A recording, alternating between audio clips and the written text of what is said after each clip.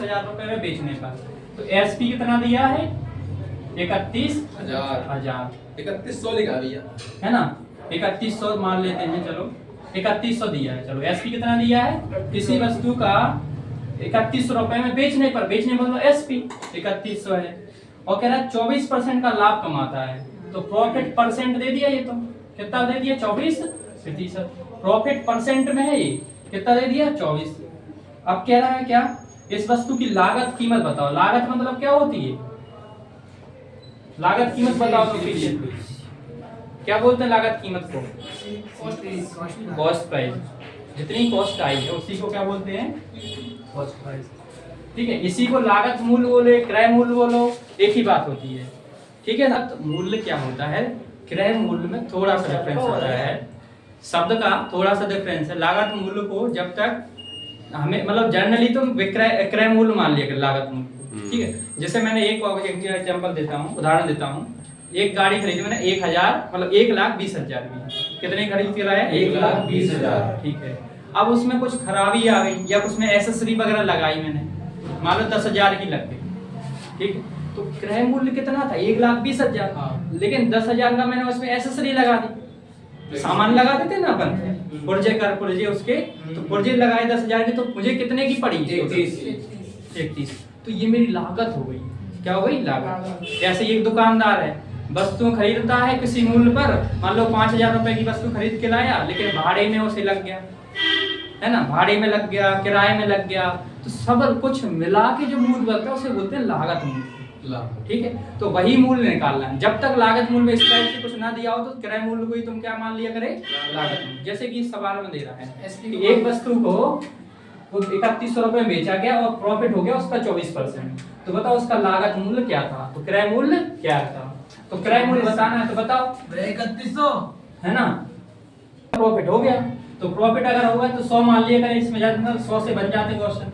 100 माना था, 100 सीपी था, अगर 25% 24 का क्या हो गया इसे प्रॉफिट, तो कितना हो गया 124। 124 हो गया कि नहीं इसका एसपी, और टोटल एसपी 124 है, और वैसे वैल्यू में रुपए में कितना है 3100 रुपए, तो ये 124 की वैल्यू कितनी दी है 3100, जिसकी वैल्यू दी उतनी सर और पूछ रहा है सीपी की वैल्यू, सीपी कितना है 100 से क्या कर दो गुणा, अब काट दो, देखो 4 का 4 से काटोगे तो 25 बाद में कट जाएगा, है ना। अब देखो 31 से 31 कट गया, 100 गुणा 25, तो ये क्या आ गया तुम्हारा आंसर। यही इस सवाल का आंसर है। क्वेश्चन नंबर को अपन प्रॉफिट की प्रतिशत, प्रॉफिट पता करने के लिए किस पे करते हैं, क्रय मूल्य पर।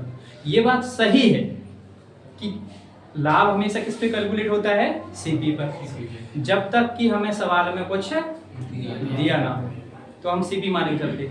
लेकिन क्वेश्चन नंबर 6 में कुछ दिया है, कह रहा है 20% के लाभ की प्रतिशतता विक्रय मूल्य के प्रतिशत के रूप में करने पर होगी।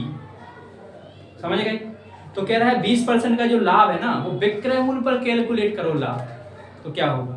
तो देखो इसमें क्या करना है, तुम्हें कुछ नहीं करना है, सारा वही है, बस विक्रय मूल्य मान लेना। नीचे अपन क्या मानते थे सीपी, यहाँ नीचे क्या मानोगे एसपी।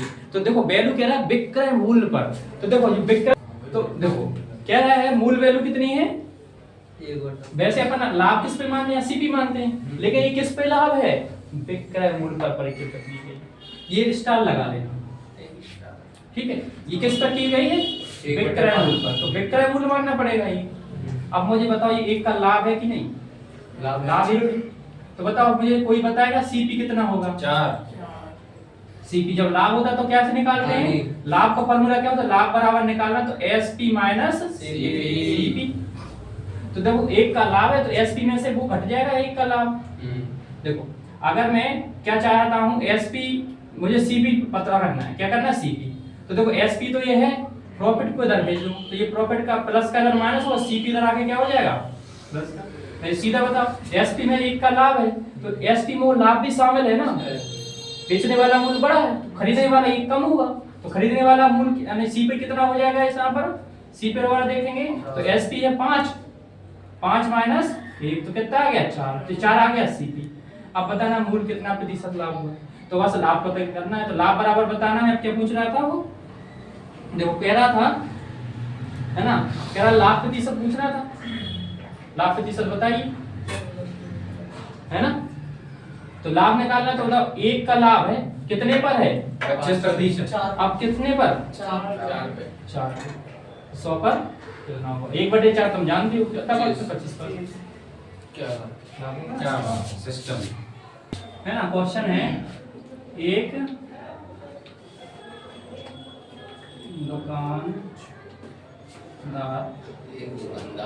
दुकानदार किसी वस्तु को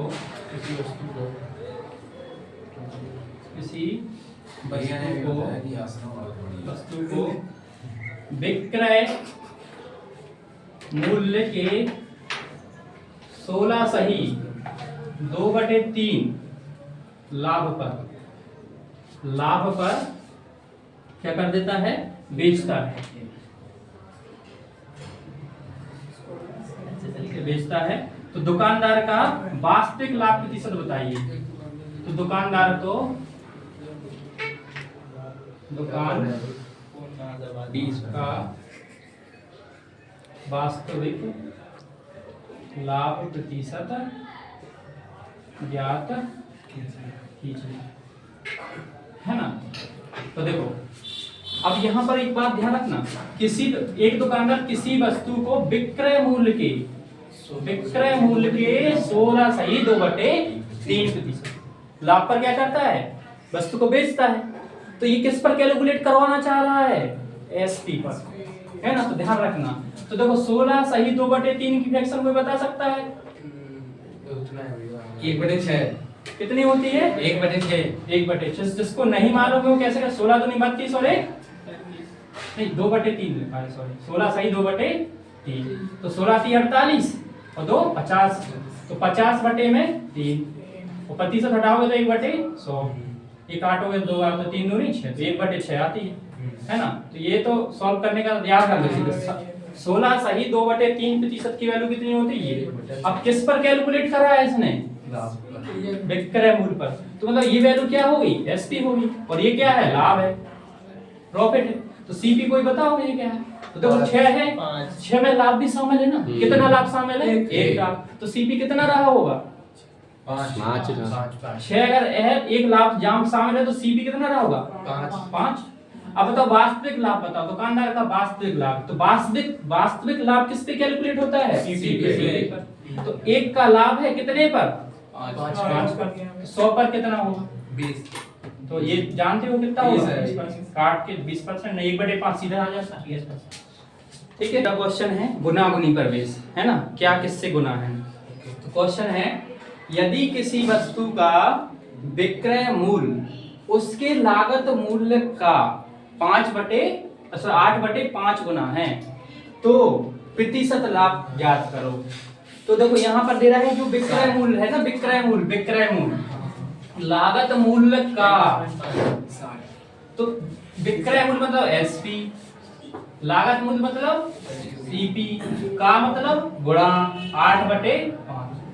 पढ़ना सिखा रहा हूँ, क्वेश्चन का लिखा है ना तो उसी में गुणा कर दिया करें, ठीक। तो एसपी, अब सीपी को उधर ले आओ खींच के, सीपी उधर ले आए तो क्या बचा 8 है, ये 5 है। तो बताओ एसपी कितना है 8, सीपी कितना है 5। तो बताओ प्रॉफिट कितना होगा 3 का।